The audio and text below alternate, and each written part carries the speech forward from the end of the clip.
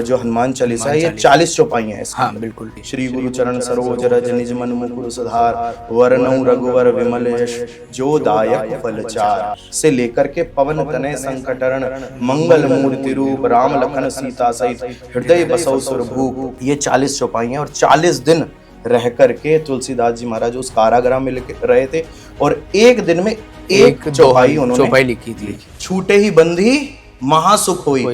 ये तुलसीदास जी महाराज ने अपना अनुभव लिखा है। और जैसे ही लिखा पवन तनय संकटहरण मंगल मूर्ति रूप राम लखन सीता सहित हृदय बसौ सुरभूप, राजा आया है, भाग करके पूरे द्वार खोल दिए गए, सारा कारागृह खोल दिया गया और तुलसीदास जी महाराज के चरणों में जाकर के वो अकबर गिर गया। महिलाओं को हनुमान जी के मंदिर में नहीं जाना चाहिए, तो क्या ये सही है? हनुमान जी महाराज को स्त्रियों को स्पर्श नहीं करना चाहिए। स्पर्श करने से क्या होगा कि क्योंकि वो हनुमान चालीसा का गलत प्रभाव भी पड़ सकता है हमारे ऊपर। एक व्यक्ति है जो मरा मरा मरा मरा मरा मरा मरा बोल रहा है, उसको क्या पता कि वो मरा मरा की जगह राम राम राम राम राम राम राम राम राम बोल रहा है। तो राम जी ने तुरंत कृपा कर दी, हाथ पकड़ के खींच लिया उसको। कहते हैं कि अष्ट सिद्धि नव निधि के दाता, वो अष्ट सिद्धियां और नव निधियां कौन सी हैं हनुमान जी के पास, जो हनुमान जी के भक्तों को नहीं पता है। हनुमान जी महाराज की एक सिद्धि पद्म निधि इतना स्वर्ण प्रदान कर देगी कि आपकी एक पीढ़ी क्या 100 पीढ़ी क्या 1000 पीढ़ी भी उसको खत्म नहीं कर पाएंगे। रोज आना जो इंसान हनुमान चालीसा पढ़ रहा है, तो हनुमान चालीसा उसकी जिंदगी क्यों नहीं बदल देती?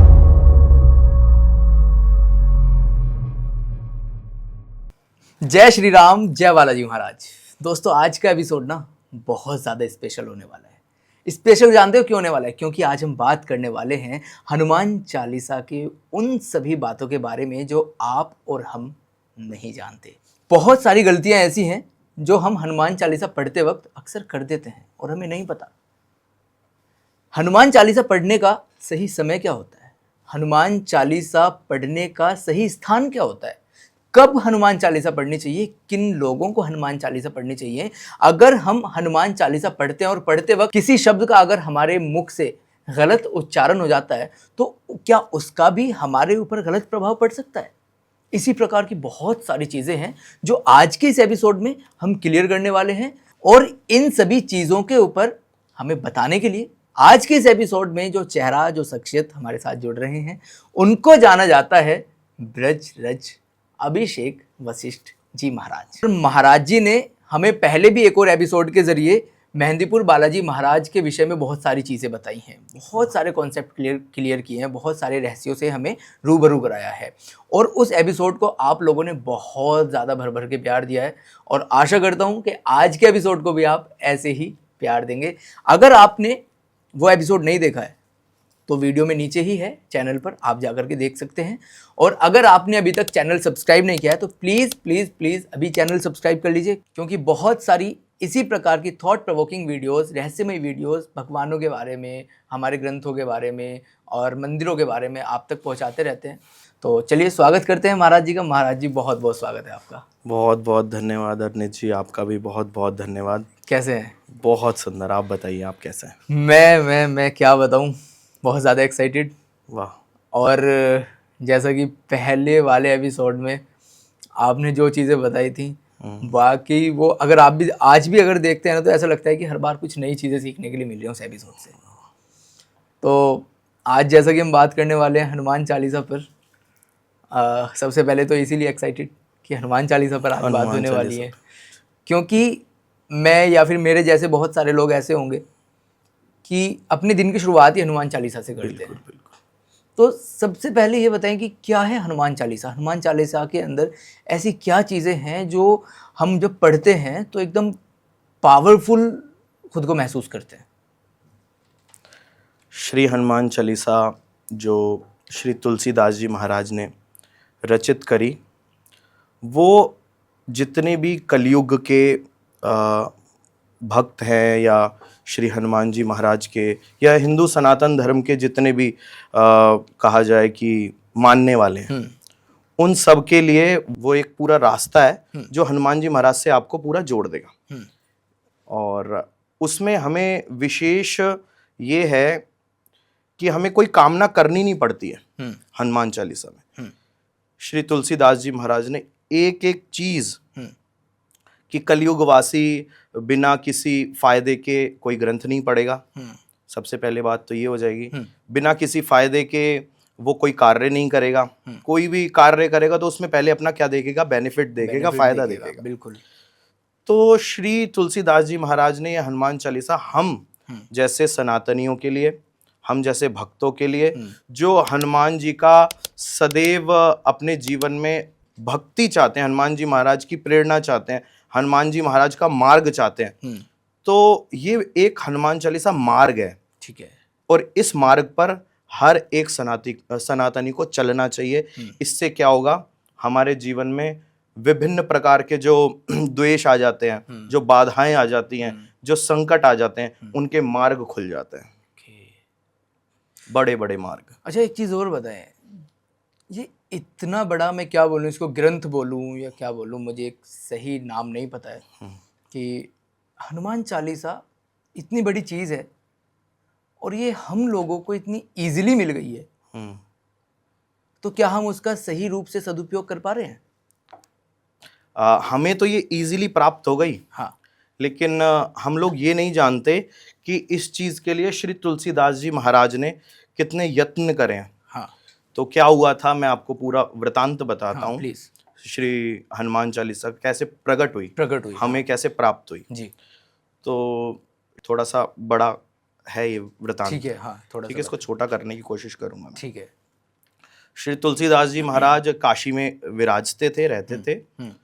तो क्या हुआ कि उनके पास एक स्त्री आई जिसका पति मृत हो गया था, यानी कि मर गया था, और उनकी कुछ ही दिन हुए थे कि शादी हुई हुई है। तो तुलसीदास जी महाराज की शरण में आई, महाराज अब तो आप ही सब कुछ मेरे हो। तो तुलसीदास जी महाराज के जाकर के कुटिया में उस मृत व्यक्ति को, उस मृत पति को उस स्त्री ने छोड़ दिया। ठीक है। और रोने लगी, बिलखने लगी। उसके परिवार वाले संभाल रहे हैं कि अब संत के पास लाने से क्या फायदा, अब तो ये मर गया है। लेकिन तुलसीदास जी महाराज ने कहा कि ये मेरी शरण में आ गई, अब अगर कोई शरण में आ गया, तो तुलसीदास जी महाराज ने कहा कि मैं भी एक बार भगवान की भक्ति करके देख लेता हूँ। हाँ। तो तुलसीदास जी महाराज ने उस समय पर, ये वास्तविक घटना है, और तुलसीदास जी महाराज ने क्या किया, अपने भजन के प्रभाव से, भजन के माध्यम से उस मृत व्यक्ति को जीवित कर दिया। जब वो जीवित हो गया तो ये बात पूरे भारतवर्ष में फैलने लगी। उस समय पर राजा थे, वो थे अकबर। ठीक है। अकबर को ये बात पता चली। ठीक है। तो अकबर ने अपने आगरा के किले में हाँ, तुलसीदास जी महाराज को बुलाया। ठीक है। जब सैनिक भेजे प्रथम बार, हाँ, तो तुलसीदास जी महाराज ने कहा कि मेरा तो कोई काम है नहीं राजा से, तो मैं क्या करूंगा उनके पास जाकर के। उसने तुलसीदास जी महाराज ने मना कर दिया। सैनिक गए, सैनिक जाकर के अकबर को बोलते हैं कि महाराज तुलसीदास जी महाराज ने तो हमें मना कर दिया। अब क्रोधित हो गए, राजा तो राजा ही होता है फिर। बिल्कुल बिल्कुल। अकबर ने कहा कि जाओ, और जाकर के पहले तो एक टुकड़ी गई थी हाँ, लेने के लिए, तो 2 टुकड़ियों को भेजा और जाकर के उनको पकड़ के लेकर के आओ। गए सैनिक और जाकर के उनको लेकर के आ गए। जब लेकर के आए, जब दरबार में पेश किया, तो प्रलोभन दिया गया तुलसीदास जी महाराज को कि हम आपको, जैसे मेरे नवरत्न हैं, तो एक रतन आपको भी हम बना लेंगे और अपने नवरत्नों में शामिल कर लेंगे। ठीक है, जैसे बीरबल हो गया, अनेक प्रकार के उनके पास नवरत्न थे, मतलब श्रेष्ठ व्यक्ति जो मिनट में ही कुछ ना कुछ प्रभाव करके हमारे जीवन में कुछ लाभ कर दें, तो वो अकबर रखता था अपने पास। ठीक है। तो उसी नवरत्नों में तुलसीदास जी महाराज को रखने का प्रलोभन दिया। तुलसीदास जी महाराज से कहा गया, एक मृत व्यक्ति को लाया गया अकबर के किले में ही, और तुलसीदास जी महाराज से कहा गया कि अब इसको जीवित करो।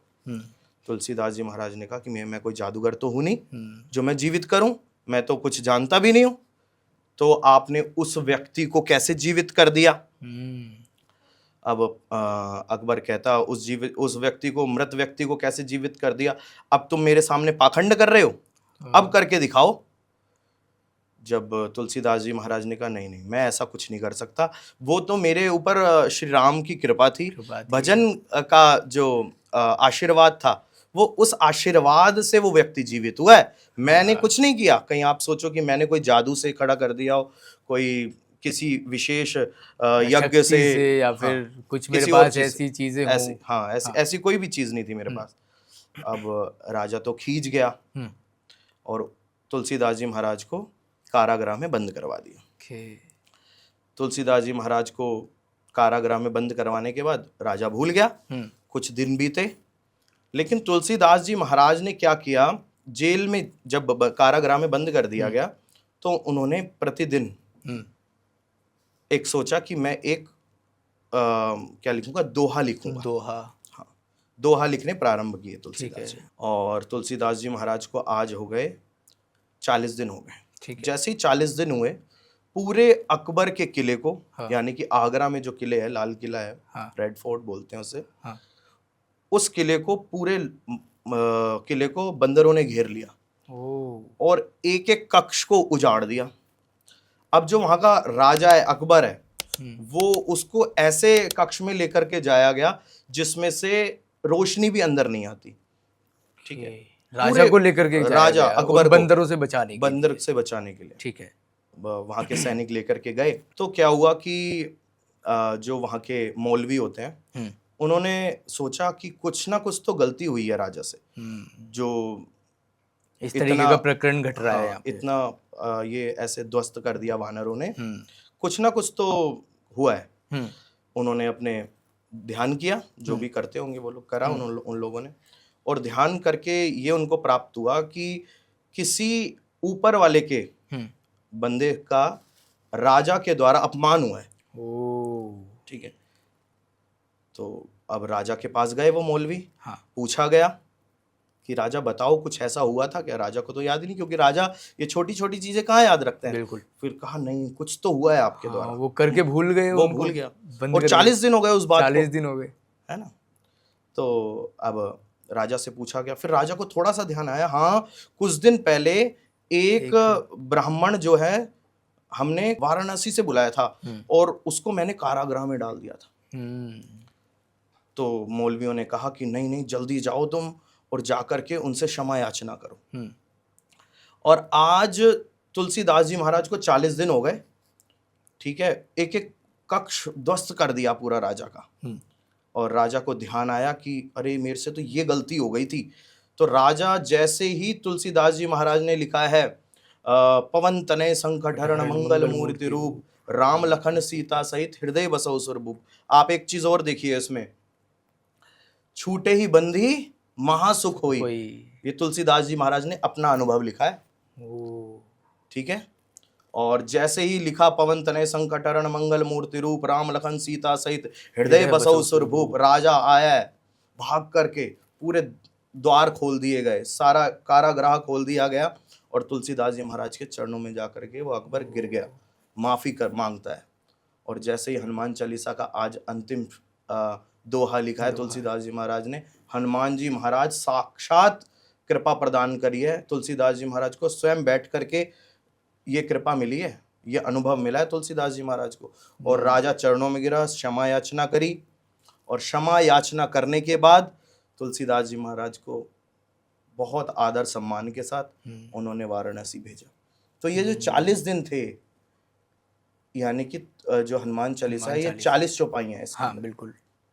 ठीक है। हाँ जी। श्री गुरु चरण सरोज रज निज मन मुकुर सुधार, वरनऊ रघुवर विमल यश जो दायक फलचार, से लेकर के पवन तनय संकट हरण मंगल मूर्ति रूप, राम लखन सीता सहित हृदय बसौ सुरभूप, ये 40 चौपाइयां। और 40 दिन रह करके तुलसीदास जी महाराज उस कारागृह में रहे थे और एक दिन में एक चौपाई उन्होंने लिखी थी। तो ये तुलसीदास जी महाराज द्वारा, यानी कि उनका खुद का अनुभव भी है ये। और जैसे ही लिखा था ना, छूटे ही बंदी महासुख होई, तो ये उन्होंने पहले लिख दिया कि अगर आपके ऊपर झूठा मुकदमा लग जाए, आपके ऊपर कोई ऐसी ही बाधा आ जाए, कोई पीड़ा आ जाए जो गलत हो, आपने किया ना हो, लेकिन आपके झूठा केस आपके ऊपर आ जाए, लग रहा तो छूटे ही बंदी हनुमान चालीसा पढ़ने के बाद क्या होगा, आपको क्या प्राप्त होगा? छूटे ही बंदी महासुख होई। यानी कि तुलसीदास जी महाराज भी महासुख में आ गए थे। वो अकबर आकर के चरणों में गिरा और तुलसीदास जी महाराज को वाराणसी खुद छोड़ करके आया। वो ये कृपा है हनुमान। तो इस तरह से ये हम लोगों को मिली है। तुलसीदास जी महाराज द्वारा रचित हनुमान चालीसा इस प्रकार से हमें प्राप्त हुई। तो महाराज जी जैसे ये 40 दिन का कॉन्सेप्ट बताया जाता है कि 40 दिन हनुमान चालीसा का पाठ करते हैं, तो ये क्या कॉन्सेप्ट है 40 दिन का? जो ये साधना बोलेंगे इसको, ये साधना प्रकरण है। हाँ। एक तरीके से जो हमारे गुरु महात्मा साधु संत जो हमें प्रकरण बताते हैं, साधना करी जाती है। 41 दिन की साधना होती है। कोई भी साधना पे किसी भी आप पथ पर जाएंगे, साधना के पथ पर, तो वो 21 दिन 41 दिन विशेषता होती है। ठीक है।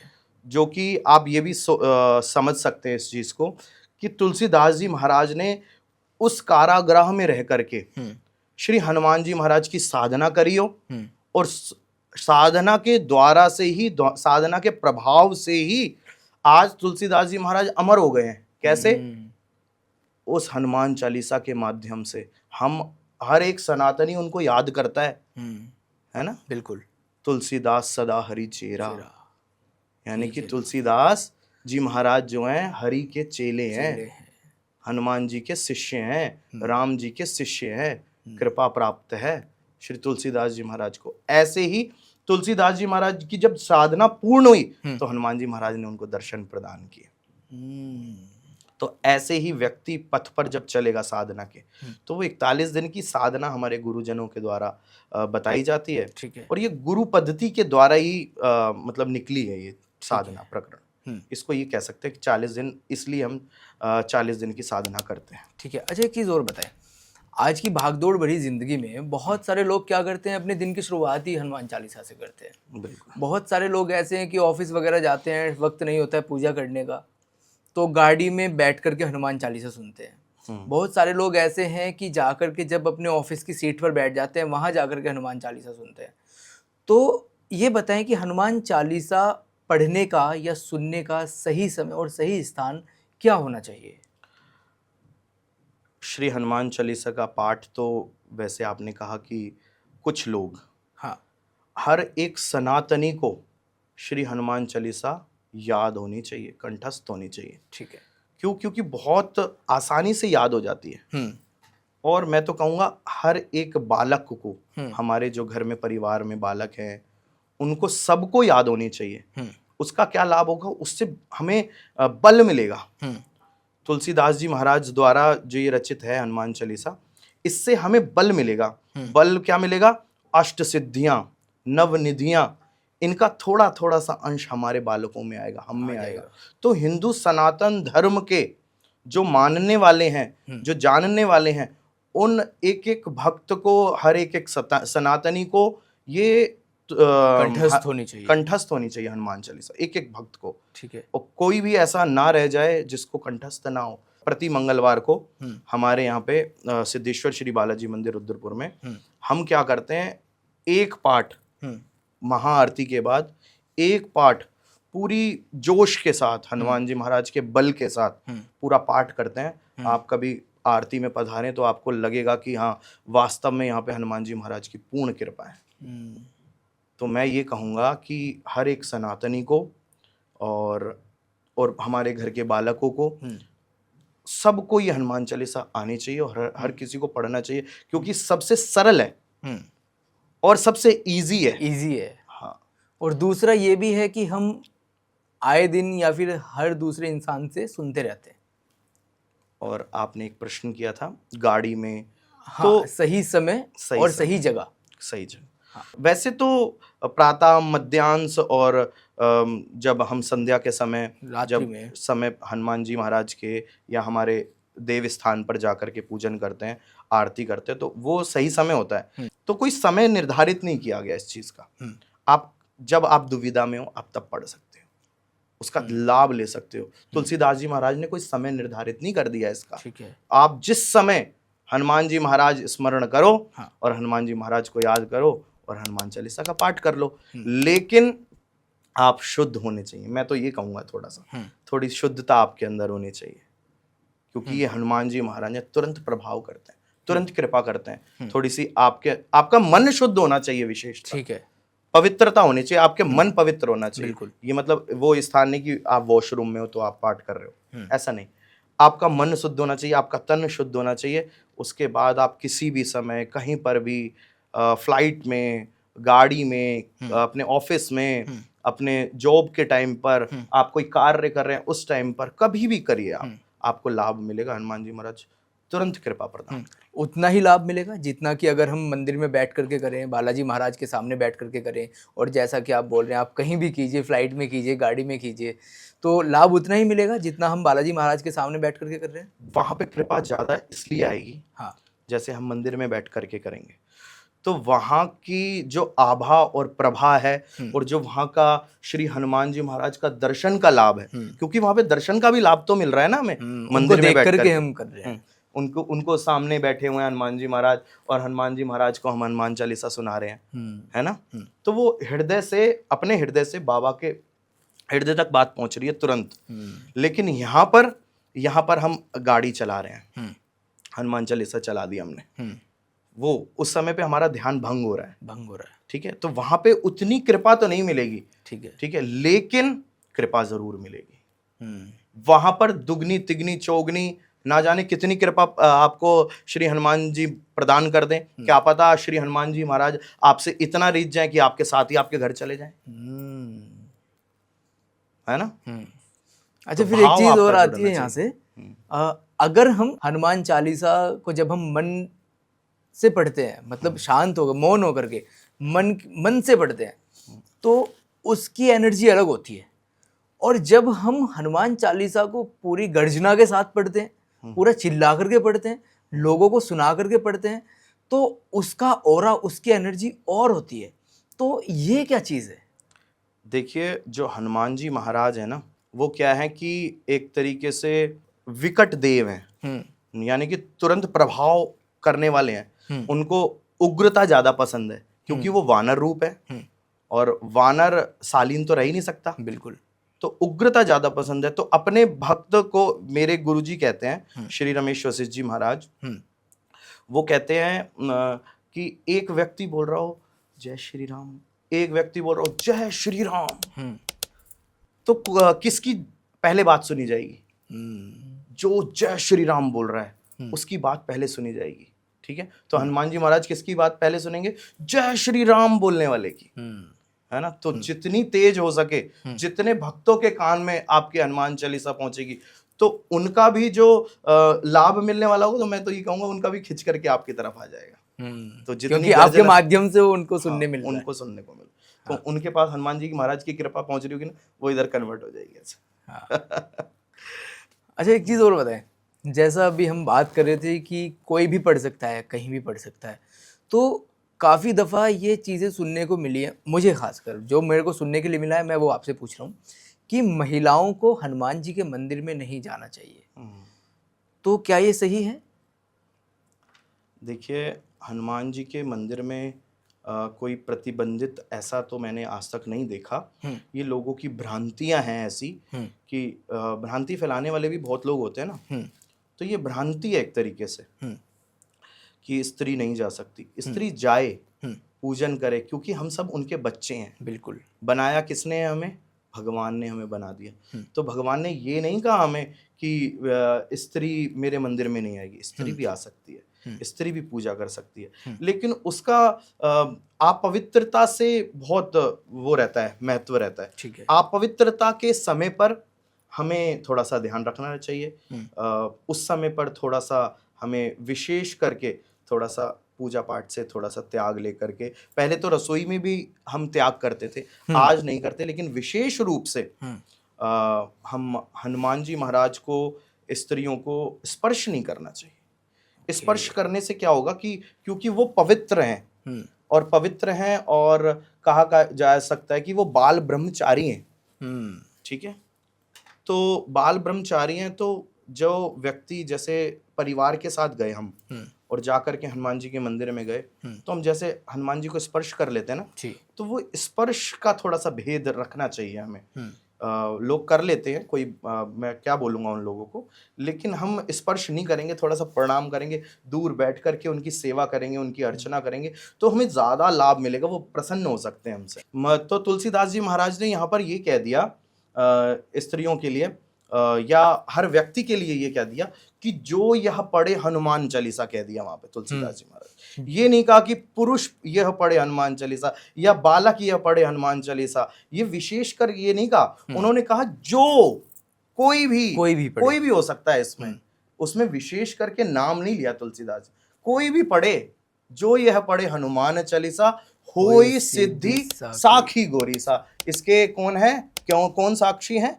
श्री शंकर भगवान, गौरी माता पार्वती, भगवान शंकर साक्षी हैं, आशीर्वाद मिलेगा ही मिलेगा। तो विशेषकर कोई भी पढ़ सकता है, लेकिन सात्विक समय पर, उसको अपवित्र समय पर नहीं। उस समय पर तो हमें लाभ होने की जगह हमें लाभ नहीं मिलेगा, फायदा नहीं मिलेगा, घाटा हो जाएगा। अच्छा, जैसे कि अभी फायदे और घाटे की बात आई गई है यहाँ पर, तो जैसे हम हनुमान चालीसा पढ़ते हैं, बहुत सारे शब्द ऐसे होते हैं जिनका उच्चारण हम सही से नहीं कर पाते हैं, तो क्या ऐसे में हनुमान चालीसा का गलत प्रभाव भी पड़ सकता है हमारे ऊपर? हम उस समय पर हम ये देखेंगे या ये देखा जाएगा कि व्यक्ति का मन, आचरण और कहाँ पर है, भाव कहाँ पर है, भक्ति कैसी कर रहा है वो। एक व्यक्ति है जो मरा बोल रहा है कि मैं मर गया, और अब तो विपदा आ गई एकदम से, मरा, है ना।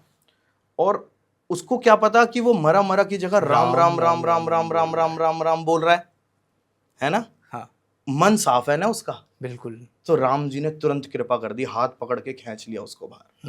कह तो रहा था वो मरा राम राम राम राम राम राम हो गया राम राम राम राम राम राम राम राम राम, वो राम हो गया, मरा की जगह राम हो गया। तो ये उस समय भाव पर देखा जाएगा हमारे, आप सही पढ़ रहे हैं या गलत पढ़ रहे हैं। व्यक्ति आज गलत ही तो पढ़ता है, सब चीज अच्छी तो पढ़ना ही कहाँ चाहता है, पढ़ना तो गलत चीजें चाहता है ना। कहाँ जाना चाहता है? मदरा पान करने के लिए जाना चाहता है। कहा जाए उसको मंदिर में जाकर के, हनुमान जी का आज जन्मोत्सव है, तो जन्मोत्सव में ना जाकर के वो क्या कहेगा, यार आज मेरे मित्र का जन्मदिन है, आज तो मेरे को पार्टी करने जाना है। और कह दिया जाए उसको हनुमान जी के जन्मोत्सव में चलना है, तो कहेगा यार चलो ठीक है, 2 मिनट के लिए हो आऊंगा।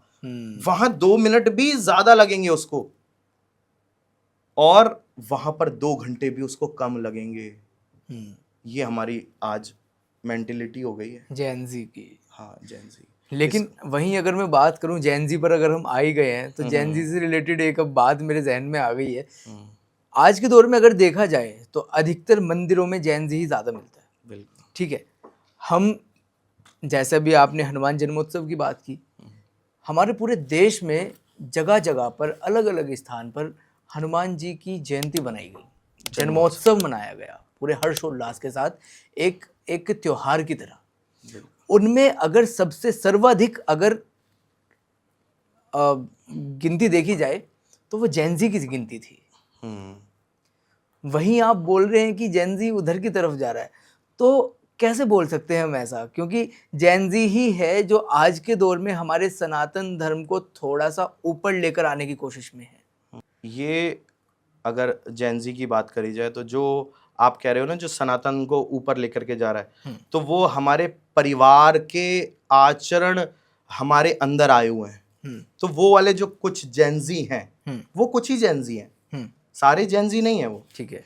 वो कुछ जैनजी हैं जो कि हमारे परिवार के द्वारा जो हमें अच्छे आचरण प्रदान किए गए हैं, वो जैनजी जरूर आपको भक्ति और पूजा पाठ में जरूर मिलेंगे, और वो हमारे सनातन धर्म को ऊपर लेकर के जा रहे हैं। जो कुछ बच जाते हैं, मैं उनकी बात कर रहा हूँ विशेष रूप से। उन जैनजी की बात नहीं कर रहा हूँ जो भक्ति को ऊपर लेकर के जा रहे हैं। वो तो हमारे लिए एक तरीके से कहा जाए तो वो तो हमारे लिए, वो जैनजी तो हीरा है, और उस हीरे को और चमकाने के लिए हमें जामवंत जी जैसे गुरु की बहुत ज्यादा आवश्यकता है।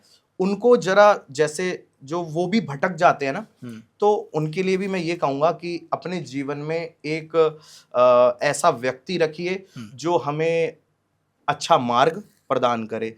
यानी कि पहले के समय पर तो हम गुरु ऐसा चुनते थे जो कि हमें सद्मार्ग की ओर समय समय पर आगे बढ़ाता रहता था। आज हम कैसा गुरु चाहते हैं जो इंटरनेट पे बहुत ज्यादा फॉलो किया जाए। बिल्कुल। हम्म? और कैसा गुरु चाहते हैं जो बहुत ज्यादा फेमस हो, जिसकी फेस वैल्यू हो मार्केट फेस में। वैल्यू। आपके अच्छा गुरु एक चीज कौन है? बताएं। मेरे गुरु तो वो है। हाँ, अच्छा एक चीज बताएं यहीं पर, हनुमान चालीसा जैसा कि आप बता रहे थे हर कोई पढ़ सकता है, कभी भी पढ़ सकता है। बिल्कुल। रोज आना जो इंसान हनुमान चालीसा पढ़ रहा है, तो हनुमान चालीसा उसकी जिंदगी क्यों नहीं बदल देती? आपने कहा क्यों नहीं बदल देती। हनुमान चालीसा का ये प्रभाव होता है कि नासे रोग हरे सब पीड़ा। तुलसीदास जी महाराज ने कहा है ये बात। कोई तो मतलब इस बात को हल्का तो मैं कहूँगा नहीं, ये हमारे लिए बहुत बड़ी बात है। और संकट कटे मिटे सब पीड़ा, जो पढ़े हनुमान चालीसा होए सिद्धि सा की गोरी सा। ये आपको पहले ही बता चुका हूं मैं। तो इससे बाधाएं भी दूर हो जाती हैं, प्रेत पीड़ाएं भी दूर हो जाती हैं, और छोटे मोटे जो कष्ट आते हैं हमारे ऊपर वो भी दूर होते हैं। और ये सब दूर कब होते हैं कि हमने इस विषय पे अभी पहले भी बात कर ली कि भावप्रद होकर के, है ना, भावप्रद होकर के हम जब इसको पढ़ेंगे तो ये सब चीजें हमारे ऊपर अपने आप एप्लीकेबल हो जाएंगी। अपने आप हमारे अंदर इन सब चीज़ों का प्रभाव आ जाएगा। और ये छोटी मोटी चीज़ हो जाती हैं कि हम उसके हनुमान चालीसा के पढ़ने के बाद भी हमें हनुमान जी से कुछ मांगना पड़े। हनुमान चालीसा में वो सब कुछ है जो एक हमें आम चाहिए इंसान एक को जीवन चाहिए। में। ठीक है। एक जीवन में आम से तो ये पता नहीं कितना खास बना देते हैं। आम से तो ये बहुत खास बना देते हैं हमें, ये हनुमान चालीसा पढ़ने के बाद। बहुत विशेष लिख दिया तुलसीदास जी महाराज ने। हमें कुछ बोलने की जरूरत ही नहीं है इसके हनुमान जी को सुनाने के बाद चालीसा। सब कुछ इसमें लिखा हुआ है, सब कुछ। अष्ट सिद्धियां मिल जाए इस अष्ट सिद्धियां मिलने के बाद तो कुछ रह ही नहीं जाता। ठीक सब है। कुछ मिल अब जाता है। अष्ट सिद्धियों पर हम आ ही गए हैं, तो कहते हैं कि अष्ट सिद्धि नव निधि के दाता, असवर दीन जान की माता। तो वो अष्ट सिद्धियां और नव निधियां कौन सी हैं हनुमान जी के पास, जो हनुमान जी के भक्तों को नहीं पता है? जी जी, बड़ा विशेष प्रश्न आपका है ये, अष्ट सिद्धि और नवनिधि का। हाँ। इसमें क्या है कि वैसे तो ये बहुत बड़ा प्रसंग हो जाएगा। ये आप मेरी कथाओं में आप श्रवण कर सकते हैं इसको। ठीक है। जैसे अभी मेरी एमपी वाली कथा थी, और जो कि आस्था भजन पर भी लाइव आई थी, उस पे आप जा करके सुन सकते हैं। ठीक है। तो और जैसे अष्ट सिद्धियां हैं, अणिमा महिमा गरिमा, ये इस प्रकार से अष्ट सिद्धियां हो गई। ठीक है। अष्ट सिद्धियां क्या प्रदान करती हैं?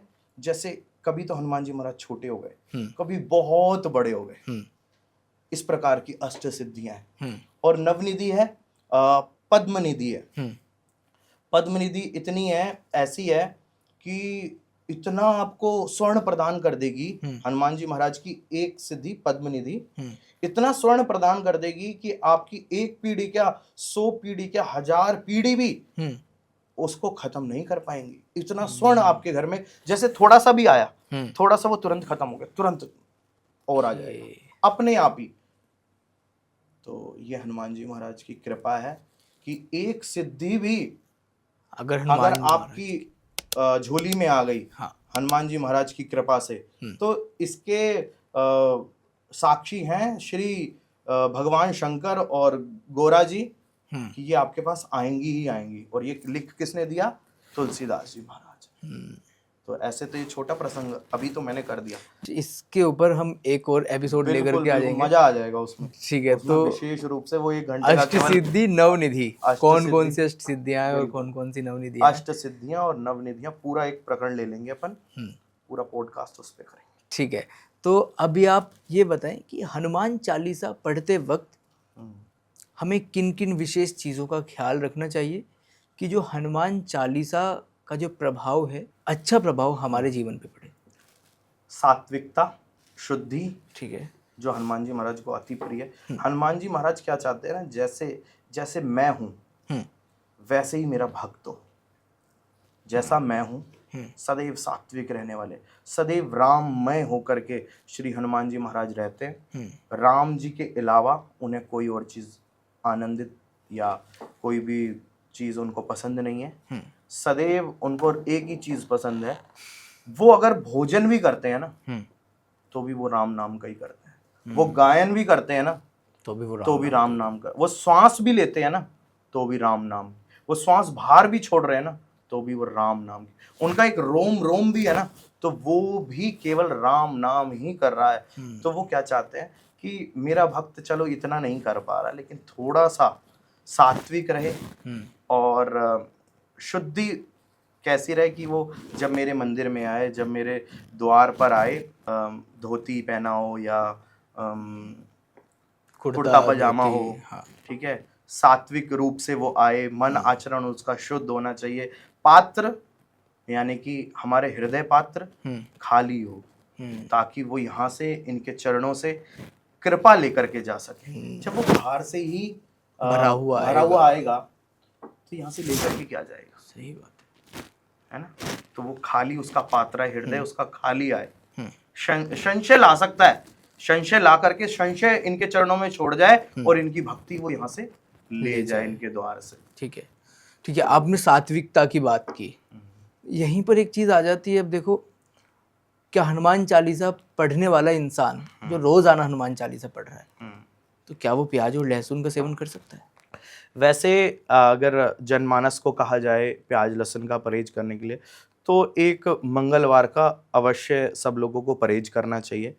उससे क्या होगा, उससे ये लाभ होगा आपको कि पता रहेगा कि आज मैंने हनुमान जी का व्रत रखा है और आपके पूरे दिन में चाहे हम वैसे कुछ भी करें, हमें स्मरण रहे या नहीं रहे, लेकिन एक दिन पूरे दिन स्मरण बना रहेगा हनुमान जी का कि आज मैंने हनुमान जी का व्रत रखा है, आज मैंने ये त्याग किया है अपने जीवन। तो त्याग उनको बहुत पसंद है क्योंकि हनुमान जी के जीवन में सबसे बड़ी चीज है त्याग। उन्होंने अपना भोजन भी त्याग दिया राम जी की भक्ति के पीछे, उन्होंने अपना घर भी त्याग दिया। उनके पास इतने सारे ऑप्शंस थे, वैसे तो हनुमान जी महाराज के पास राज्य है पूरा, उनके पिताश्री का, केसरी जी का पूरा बहुत बड़ा, जैसे अवध में श्री राम जी का राज्य है वैसे उनके पिताश्री का पूरा राज्य है। वो पूरा त्याग दिया किसके पीछे? केवल भक्ति के पीछे। तो त्याग बहुत पसंद है हनुमान जी को, तो जो त्याग करेगा वो हनुमान जी को पालेगा। तो मंगलवार का जरूर प्याज का लहसुन का त्याग करना चाहिए। शनिवार को भी आप कर सकते हैं, उसका भी लाभ मिलेगा क्योंकि ठीक है, जितनी आप बाकी दिनों में खा सकता है आम इंसान। देखो, मैं ये तो नहीं बोलूंगा कि बाकी दिनों में खा लेना चाहिए, लेकिन मैं ये बोलूंगा कि मंगल और शनि को जरूर त्याग करना चाहिए। ठीक है।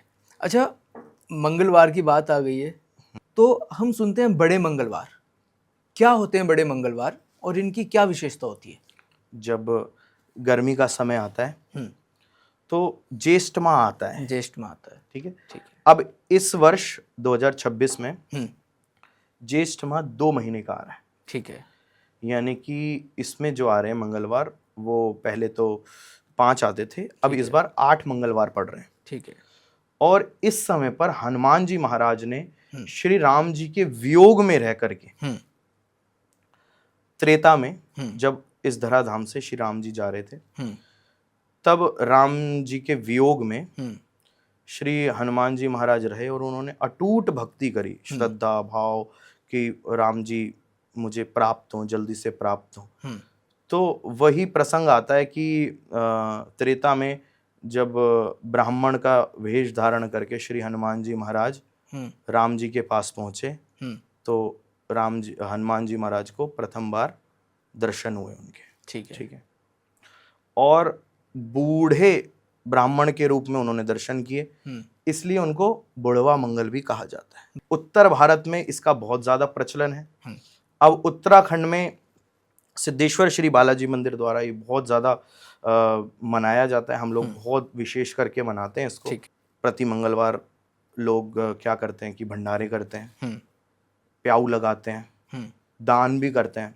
इन दिनों चांदी और स्वर्ण का दान करने से क्या होता है, जो पति पत्नी में तनाव रहता है, हाँ, ठीक है, उसको, उस तनाव को दूर करता है। ये विशेषकर उत्तर भारत में होता था पहले, अब सब जगह होने लग गया है। बड़े मंगल मनाते हैं और हनुमान जी महाराज की विशेष भक्ति करते हैं इन समय।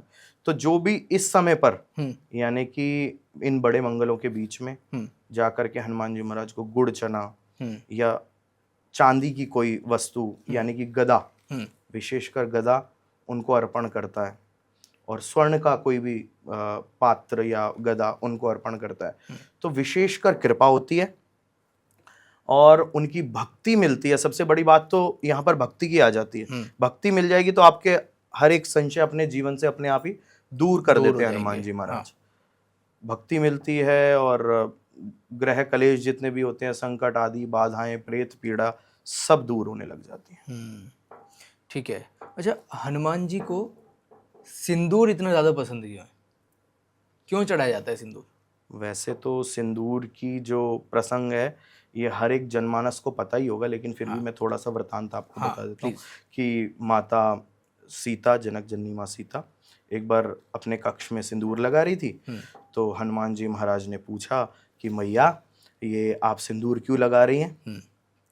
तो मैया कहती हैं हनुमान जी से कि हे हनुमान, मेरे जो परमेश्वर हैं, श्री राम हैं जो आपके, उनकी चिर आयु के लिए, लंबी आयु के लिए मैं ये तिलक लगा रही हूँ, मैं ये सिंदूर लगा रही हूँ।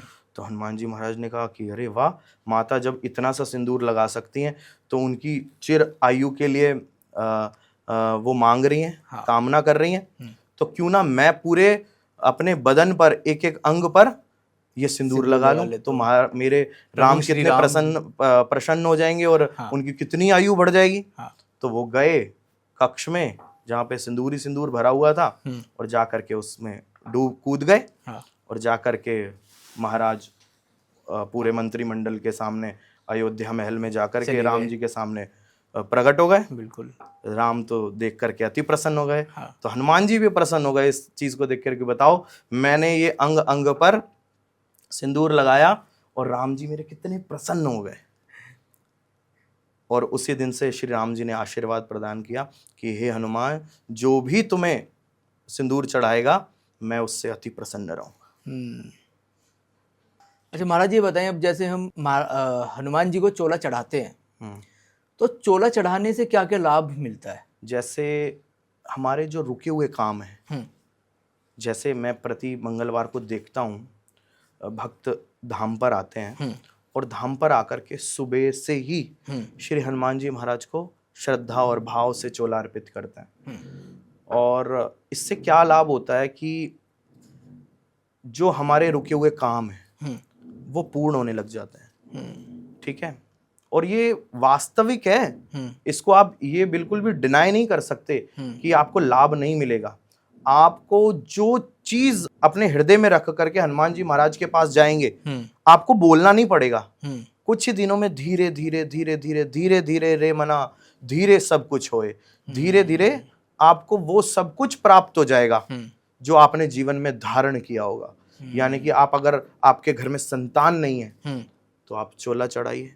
आप सोचते हैं वैभवता मेरे घर में नहीं आ रही, यानी कि मेरे लक्ष्य में वैभवता किससे आएगी? लक्ष्मी से।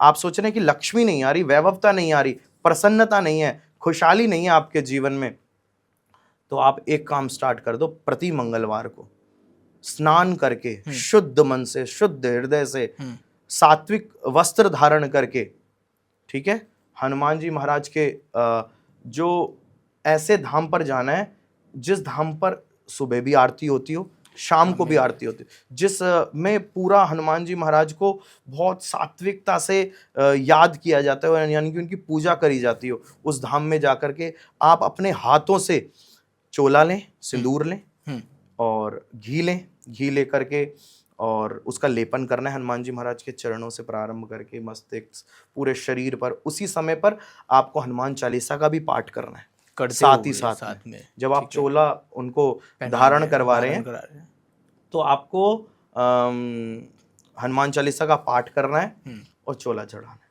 ठीक है। और अगर विशेष कृपा आपको चाहिए हनुमान जी महाराज की तो एक शुद्ध, मतलब और भी ज्यादा कृपा चाहते हैं तो आप एक लेकर जाए इत्र। ठीक है, इत्र उसमें मिलाएं और वो चढ़ाएं हनुमान जी महाराज। ठीक है, उससे विशेष कृपा होगी आपका। ठीक है, ठीक है। ना से रोग हरे सब पीड़ा, जपत निरंतर हनुमत वीरा, और संकट से हनुमान छुड़ावे, मन क्रम वचन ध्यान, ये सब कार्य आपके सिद्ध हो जाएंगे। सब सिद्ध होने लग जाएंगे, सब कृपा मिलने लग जाएगी। उसके बाद आप सिंदूर चढ़ाएं, इत्र चढ़ाएं, घी चढ़ाएं, और उसके बाद आप जनेऊ हनुमान जी महाराज को पहनाएं।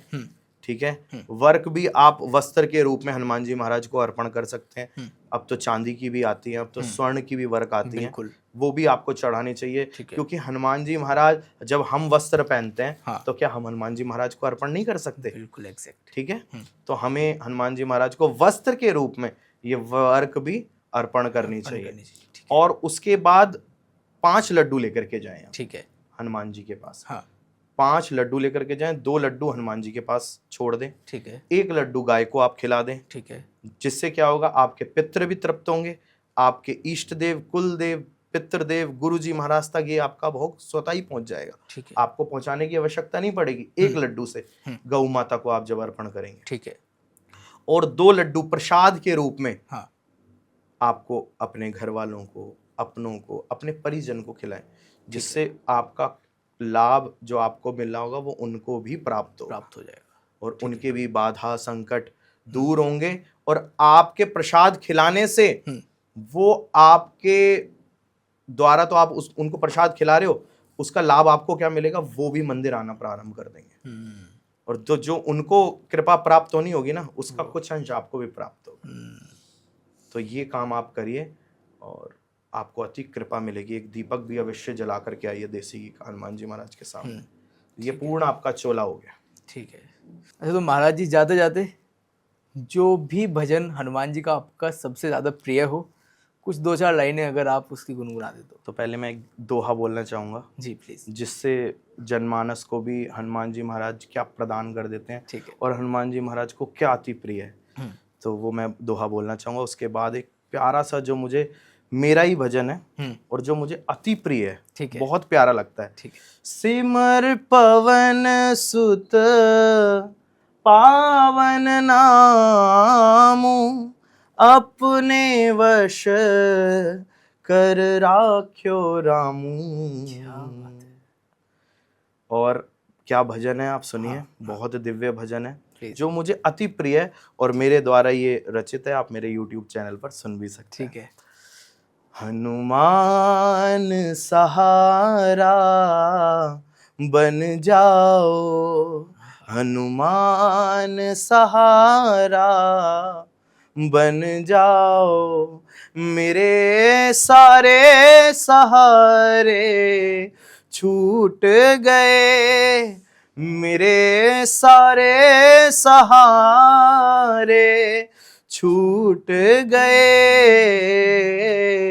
हनुमान सहारा बन जाओ, बिन तेरे हनुमत कौन सुने।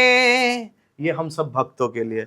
बिन तेरे हनुमत कौन सुने, हारे का साथी कौन बने, हारे को जिताने आ जाओ, हनुमान सहारा बन जाओ, बन जाओ।